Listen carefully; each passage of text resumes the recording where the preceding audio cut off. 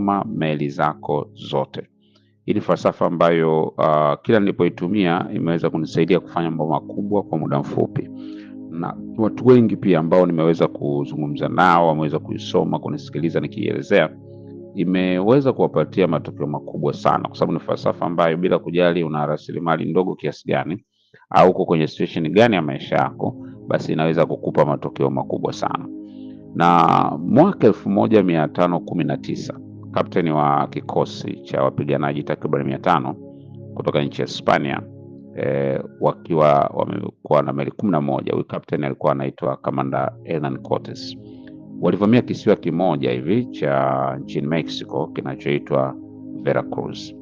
Sasa unajua, unapovamia nchi ya mwingine, maana yake tayari umeshatengeneza ugumu wa vita, kwa sababu unaenda kwenye ardhi ambayo hujaizoea zaidi, na obviously vikosi vyao vinaweza vikawa vikubwa zaidi kuliko vya kwako. Sasa akishajua kwamba ile vita itakuwa ni ngumu sana, Captain Cortes alifanya kitu cha tofauti sana katika medani za kivita. Alivyofika kisiwani baada ya meli kuwa zimeweka nanga, aliamuru wanajeshi wote 500 washuke kutoka kwenye zile meli. Lakini sio tu wanajeshi wa kawaida, aliamuru pia na manahodha wa meli pia washuke, kitu ambacho sio cha kawaida, kwa sababu kawaida manahodha wanabaki kwenye zile meli ili kama itatokea dharura watahitaji kuondoka, basi wao wataweza kuongoza zile meli wakimbie pengine. Na baada kuwa wameshuka wanajeshi wote 500, akaamuru zile meli zote 11 zichome moto. Yani imagine umeenda kuvamia kisiwa cha mtu, alafu umeshusha manahodha na wanajeshi wote, alafu unaamuru meli zichome moto. Na zile meli wakati zikiwa zinachoma moto, akawauliza wale wanajeshi wake 500, akamwambia mnaona nini? Wale wanajeshi wakasema tunaona meli zinaungua.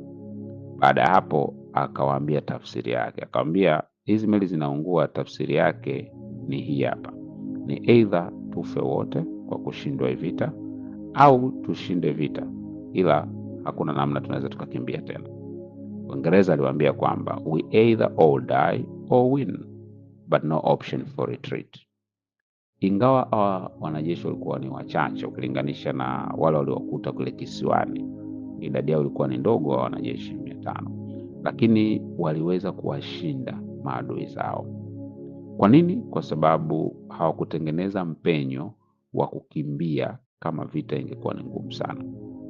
Unajua watu wengi sana kwenye maisha wanafeli, sio kwa sababu hawana uwezo wa kushinda, ila ni kwa sababu hawajachoma meli zao zote.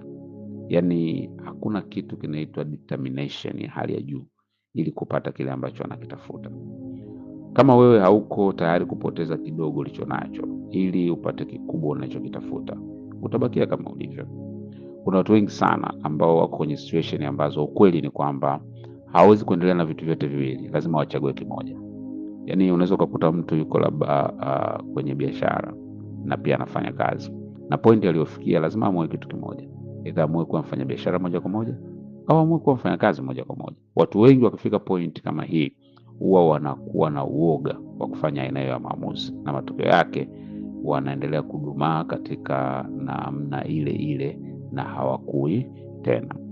Lakini pia kuna watu wengi sana ambao unakuta labda pengine ni katika mahusiano, unakuta yupo kwenye mahusiano labda na watu wawili, na imefika sehemu lazima achague, na hii ndio inaitwa choma meli, kwa sababu lazima ukubali kupoteza kitu kimoja ili upate kitu kingine ambacho kiko bora zaidi. Kuna wakati kwenye maisha uwezo ukapata vitu vyote kama unavyotaka, lazima uamue.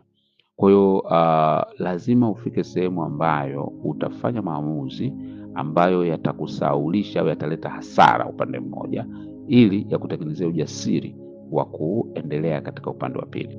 Kuna vitu vingi ambavyo watu wana ujasiri wa kuvifanya kwa sababu wana option. Kuna study moja isha kufanyika, ikaonekana kwamba watu wengi ambao ni wasomi, kwa nini wanafeli kwenye biashara? Sababu zipo nyingi, lakini sababu moja wapo ilikuwa ni kwamba wana option nyingi.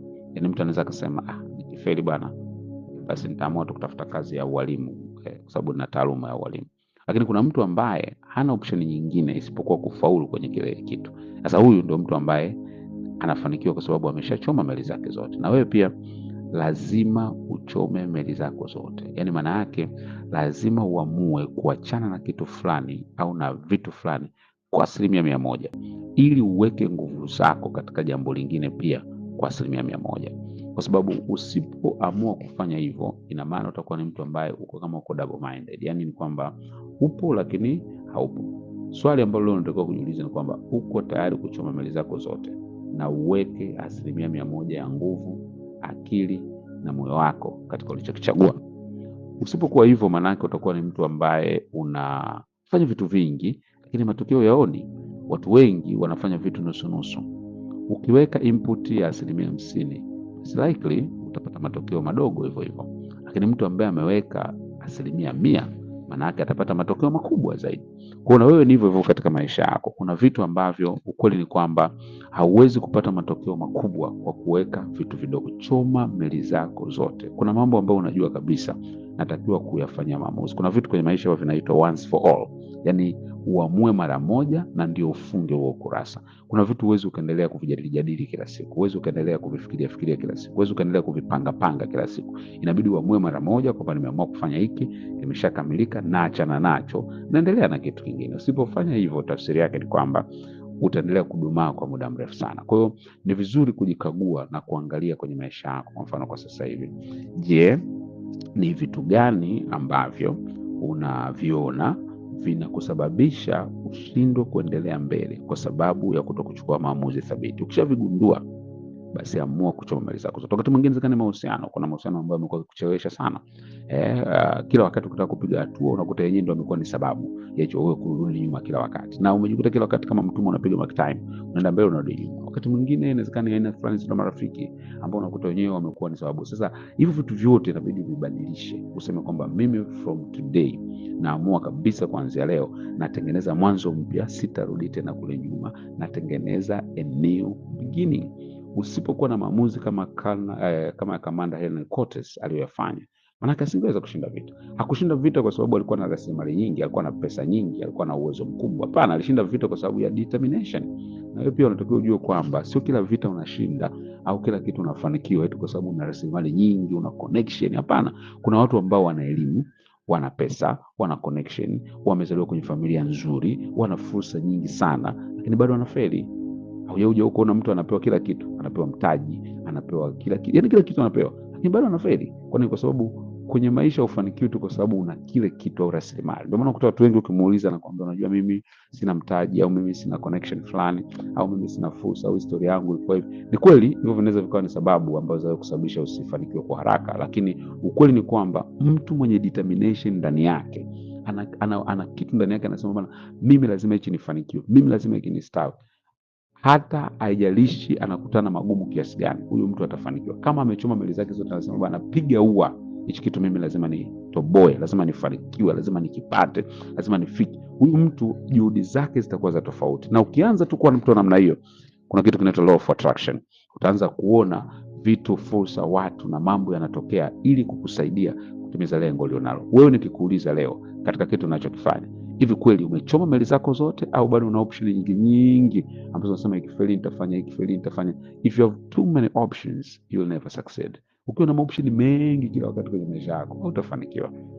Uwe na kitu ambacho unasema hiki kwa kweli lazima nikifanikiwe, tunaita breakthrough goal. Ile lengo mama ambalo unasema hili kwa kweli piga ua, utapambana nalo lifanikiwe at any moment of your life. Sasa imaanishi ni kitu ambacho utakuwa nacho miaka yote, hapana.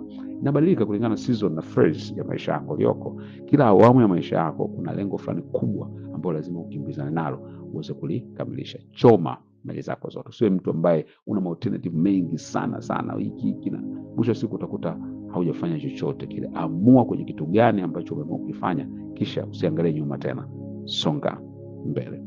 Kwa nini usije pia tukakutana tukajifunza siku ya tarehe 6 mwezi wa 7 pale ukumbi wa Millennium Towers Dar es Salaam, ambako tutakujifunza mambo mbalimbali. Mimi nitakuwa pale, ni semina siku nzima, saa 3 mpaka saa 10 jioni, na kutoka kuna walimu wengi watakufundisha mambo mbalimbali, na mimi pia nitakuwa mmoja wa wazungumzaji pale, keynote speaker.